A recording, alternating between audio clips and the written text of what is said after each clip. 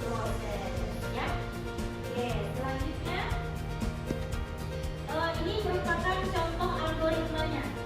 Contoh flowchartnya di sini seperti masukkan menghitung persegi panjang. Apa rumus persegi panjang? Rumusnya panjang kali lebar.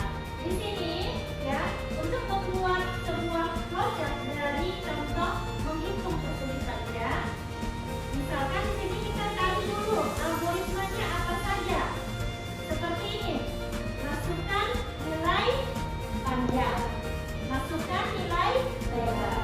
Selanjutnya ada proses, yaitu panjang kali lebar, tampilkan nilai luasnya.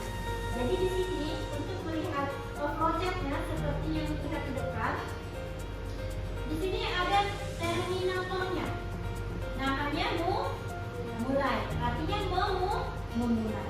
Terus ada tanda panah, di sini ada tanda panahnya, mengakhiri. Selanjutnya adalah apa yang harus kita lakukan setelah kita memulai. Aliran apa itu namanya? Yang tadi disebut dengan regression ya. Ada deklarasi panjang, lebar, luas. Deklarasi panjang, lebar, luas maksudnya di sini adalah berapa nih nilainya. Selanjutnya ada aliran panah lagi. Ini ada proses bentuk jenjang-jenjang. Apa disebut dengan apa tadi? Data. Di sini setelah itu dia membaca datanya, berapa panjangnya, berapa lebar, disebut dengan selesai. Gimana? Paham kira-kira dari penjelasan yang telah Ibu jelaskan mengenai aliran dari flowchart? Jelaskan tadi mengenai flowchart untuk menambah wawasan kalian mengenai pendalaman flowchart. Sekarang Ibu lakukan penilaian pengetahuan. Ini dilakukan untuk 1 jam ke depan. Jadi boleh kalian kerjakan menggunakan Microsoft Office. Cari jawaban dari hasil penilaian pengetahuan yang Ibu berikan.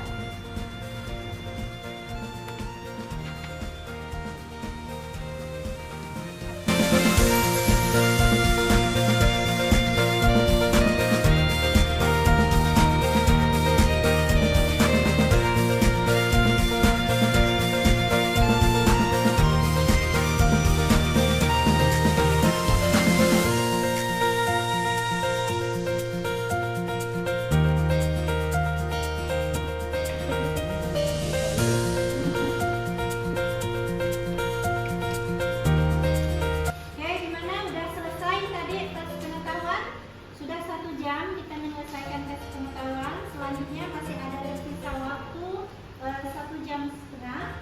Jadi kalian di sini buat untuk kelompok. Jadi di sini kita bagi menjadi 2 atau 3 kelompok. Satu kelompok terdiri dari 4 orang. Jadi di sini nanti siswa setelah menyelesaikan tugasnya diharapkan untuk mempresentasikan hasil pekerjaannya. Hasil pekerjaan siswa tersebut nanti ditempel di sini ya, ditempel di kertas karton ini. Kalian kelompoknya mempresentasikan hasil kerja kalian ke depan, di depan teman-teman kalian. Untuk tugasnya kalian perhatikan LKPD-nya ke depan. Di sini untuk membuat algoritma kelulusan, di mana ada syarat untuk kelulusannya. Yang pertama, jika nilai lebih dari 80, maka keterangannya lulus. Jika nilai kurang dari 80, maka keterangannya tidak lulus. Oleh sebab itu, diskusikan dalam kelompok bagaimana alur proses penentuan kelulusan akan digambarkan dalam bentuk flowchart. Jadi Ibu minta nanti kalian membuat flowchartnya menggunakan kertas, kalian tempel di kertas ini ya, kertas karton ini per kelompok. Nanti siswa mempresentasikan hasil pekerjaannya. Bisa kita mulai sekarang? Bisa. Baik, kita mulai ya.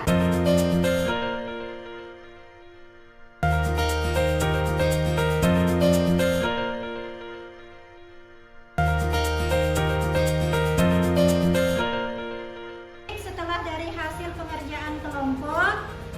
Mungkin nanti kita akan mendengarkan salah satu dari kelompok untuk mempresentasikan hasil pekerjaannya. Baik, untuk kelompok yang telah selesai, ini ada kelompok 1, silakan maju ke depan untuk mempresentasikan hasil pekerjaannya.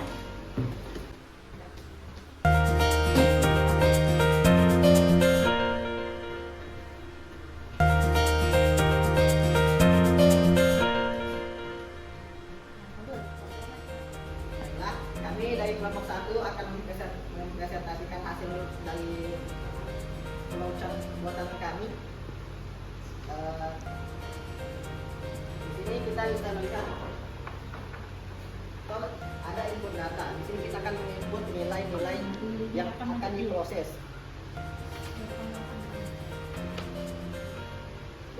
Yang ketiga, di sini ada bagan decision atau membuat keputusan. Di sini keputusannya ditulis jika nilainya di atas 80 atau lebih besar dari 80. Jika iya, maka langsung ke bagian proses. Dimana jika iya, dia akan diproses sebagai lulus. Dan jika tidak, dia tidak lulus. Jika lulus, akan ditampilkan keterangan. Tadi kita sudah menjelaskan presentasi dari kelompok 1. Mungkin teman-teman yang lain ya, teman-teman siswa sekalian, ada yang mau bertanya mengenai presentasi yang dihasilkan oleh kelompok 1? Silakan, ada yang mau bertanya? Ya, silakan. Apakah flowchart yang kalian buat sudah mencakup semua kemungkinan skenario? Bagaimana kelompok 1 dengan pertanyaan yang tadi? Baik, tadi pertanyaan dari Kak Evi, apakah flowchart yang kita buat sudah mencakup semua kemungkinan skenario? Flowchart yang telah dibuat mencakup semua kemungkinan skenario untuk keputusan berdasarkan nilai. Jika nilainya lebih dari 80, maka hasilnya lulus. Dan jika nilainya kurang dari 1 atau sama dengan 80, hasilnya tidak lulus. Namun, jika ingin lebih detail, kita dapat mempertimbangkan apakah nilai yang dimaksudkan adalah valid. Misalnya antara 0 sampai 100. Hal ini bisa menambah skenario lain untuk penanganan kesalahan. Ya. Bagaimana? Apakah penjelasan dari kelompok 1 ini sudah baik? Mungkin ada pertanyaan dari siswa-siswi sekalian yang telah mendengarkan. Oh, baik. Keisha, ada yang menanyakan? Mengapa penting untuk menggunakan flowchart dalam pemrograman? Mengapa penting menggunakan flowchart dalam pemrograman? Ayo, mungkin ada siswi sekalian yang mau memberikan tanggapannya. Saya ingin menjawab pertanyaan dari Tisha. Ya, terima kasih. Justin Pick, silakan. Mengapa penting untuk menggunakan flowchart dalam pemrograman? Flowchart penting dalam pemrograman karena membantu memvisualisasikan logika dan alur kerja dari program ini. Program ini memudahkan pemahaman, debugging, dan komunikasi antar tim. Bagus sekali ya. Jadi mengapa sepenting apakah flowchart dalam pemrograman ini? Flowchart ini membantu dalam menyelesaikan masalah yang ada di dalam pemrograman. Pertemuan ini jam pun sudah menunjukkan bahwa